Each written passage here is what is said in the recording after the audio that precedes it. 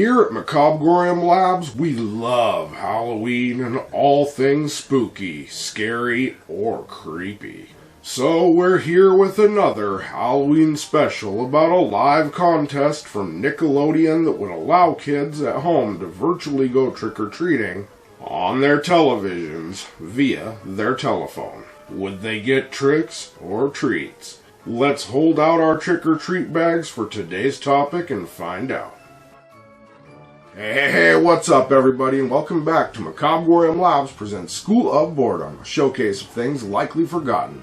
My name is Bats, and I'm here with a special holiday episode, so I hope you'll join me while we talk about Nick or Treat, Halloween done with Nickelodeon fun.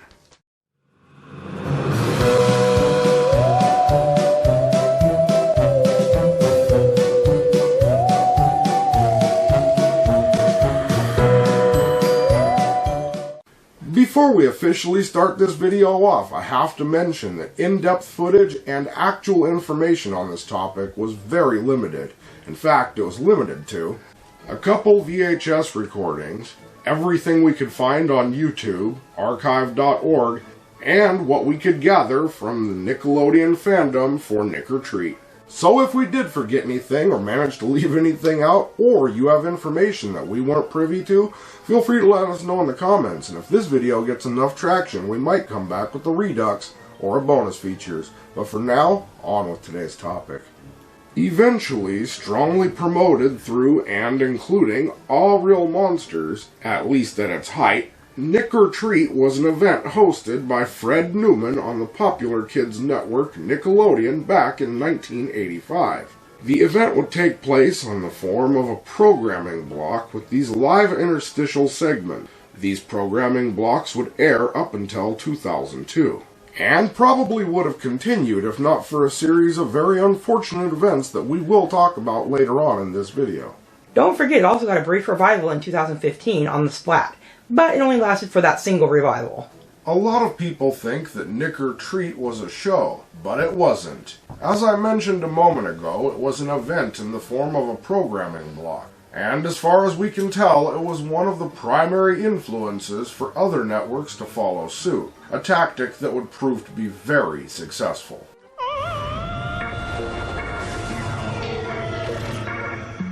Taking place during every October from 1985 till 2002, Nick or Treat would be hosted by Fred Newman, whom would portray every character that the players would interact with, and sometimes he would just be himself. Some characters that he would present would be these: Joey the Werewolf, a Hunchback, Pizza Dude, he was a pizza delivery guy, a Lunch Lady, Radar the Bat, I kind of like that one, Invisible Guy, a Witch, and I'm sure there were more. However, as time goes on, Nick or Treat is gradually becoming lost media. So from what we can remember and what we uncovered through our research, the way this worked was as follows.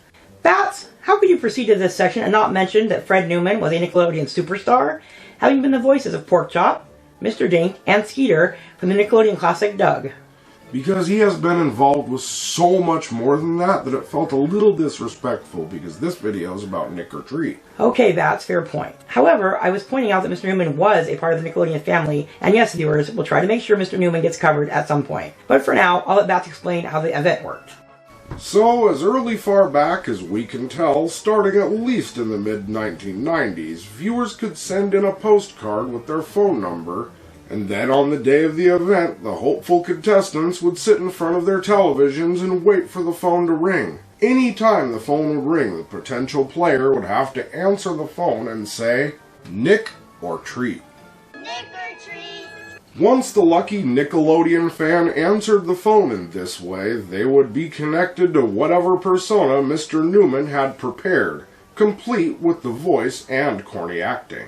The guest would then be introduced and the rules explained very quickly.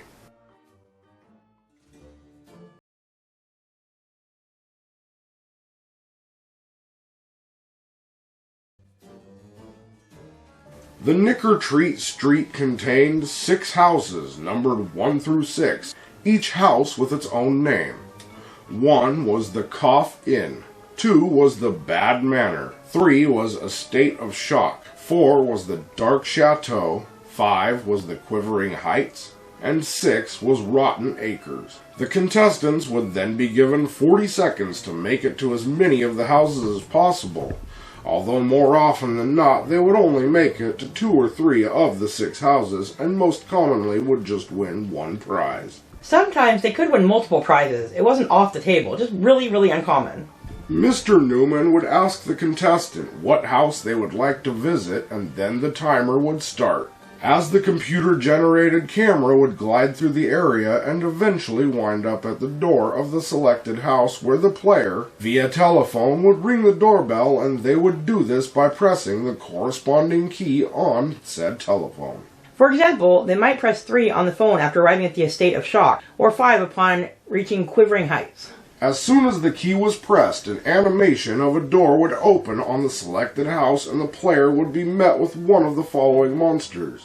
Ickis. I'm a real monster, so I don't have any prizes. Casey, Crumb. Look like someone who would give you a prize. okay, what do we go to next? Oblina.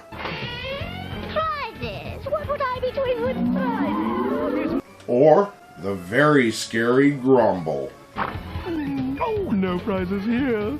But we could sit round and chew them quick. Or, for those with luck on their side, Pumpky the Jack-o'-lantern. This is the dude you wanted to see, because this means you won a prize.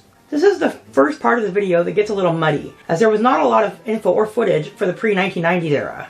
Regardless, I will try to do the best I can. If anybody has any lost media for Nick or Treat, please feel free to let me know. Get in touch, because I'd love to hear from you. Maybe we could even do a collab.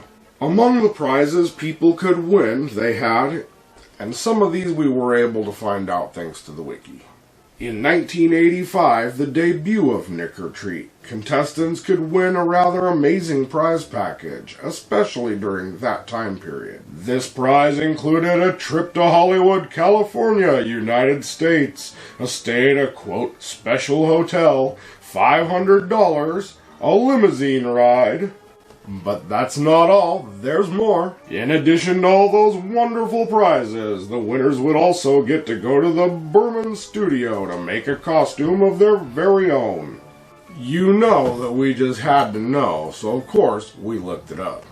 The Berman Studio, Inc. is an Emmy-winning makeup effects studio founded in the early 1980s, which provided uncredited special makeup effects for several movies and TV shows. And while that does sound like an awesome topic for a future video, you should probably know I've likely already started writing it since this has been posted, so stay tuned. Other prizes included in the launch of the event were packs of M&M's candy and the Viewmaster reels for the Gremlins movie. Not the Viewmaster itself, just the reels. So if you didn't own one, which was unlikely, you got these reels that you couldn't use. But this wouldn't be the only time Nickelodeon selected prizes this way. Turns out they were pretty big fans of giving you only part of something cool, and not the entire thing, which you'll find out shortly. In 1988, 1,000 winners would receive a Playskool dinosaur toy and a Count Duckula comic book. In 1989, it is said that 2,001 winners, subjectively, won a vacation to Arizona, United States, and a ride in the 1990 sun-kissed Fiesta Bowl parade. For this next part, while we cover the 1990s, I'm just going to kind of jumble them all together because the timeline of events is a little muddy at best. At one point, the winners could get $10 worth of Pizza Hut gift cards, a glow-in-the-dark Nickelodeon t-shirt, or glow-in-the-dark Coleman sleeping bag, along with McDonald's gift certificates. And also during that year, kids could go into McDonald's and say Nick sent me for a free pack of amazing fruit gummy bears. They also had the Nickelodeon grab bag, which was one of the bigger prizes. It had multiple items included in one single prize, including everything from board games and other items, all from Nickelodeon. Some of the other prizes included an All Real Monsters VHS tape presented by Sony Wonder. And they always made it a point to say that, the All Real Monsters VHS by Sony Wonder. The Real Real Monsters home video by Sony Wonder is yours! The Real Monsters video game for either the Sega Genesis or the Super Nintendo Entertainment System. A Nickelodeon tote bag. A Nintendo 64. A set of Play School Cool Tools. A Nickelodeon denim jacket. A doll or action figure, a Transformers Beast Wars Transmetal toy, and one person, we aren't sure if this is one a day or once a year, would win a television. And do you remember what I said about them being fans of only giving contestants part of a cool thing? Contestants could also win a copy of Knuckles Chaotix with the 32X adapter for the Sega Genesis. So if you won, you'd better hope you had a Sega Genesis. But then came 1999, and the company would go all out once again. The grand prize for 1999 was a ride in a haunted limousine for the winner and friends, complete with a trunk full of Three Musketeers candy bars. In 2002, winners got to spend all weekend with the cast members from All That and would win, quote, a vault containing 7,800 Hershey's chocolate bars. So simply put, Nick or Treat was a fun, safe, interactive way for kids to have some Halloween fun. That is up until the 2001-2002 era, because apparently we're not allowed to have fun or nice things. And as they say, all good things must come to an end. It was somewhere around this time that things went horribly wrong for the holiday event. And I would be lying if I didn't say I completely understand why. You see, in the American English language, there exist many problems and issues, and there is a trope and several jokes that revolve around saying things multiple times in succession, often with comedic results. However, this particular mashed, slurred pairing of words was anything but amusing. I'm not going to say what it equates to, I'm just going to say that it results in one of the most disgusting and vile words ever uttered, and that it literally translates to the word ignorant, just like those who use it. And if our thoughts on this particular matter bother you, you can go ahead and unsubscribe. Moving on. So needless to say, it was what ended the saga of Nickelodeon's Nick or Treat. Let us know in the comments section below. Were you ever able to play on Nick or Treat? Did you ever win any of the prizes? What was your favorite Halloween memory? Or you can leave suggestions for future videos. Just leave them down in the comments section below. And with that, we've come to the end of another School of Boredom video. My name is Bats, and I hope you enjoyed this special premiere holiday episode as we talked about Nick or Treat. Halloween done with Nickelodeon fun. Be sure to check back next time because you never know what we have in store. And as usual, think for yourselves, be excellent to each other, and of course, keep it creepy because you never know what's out there.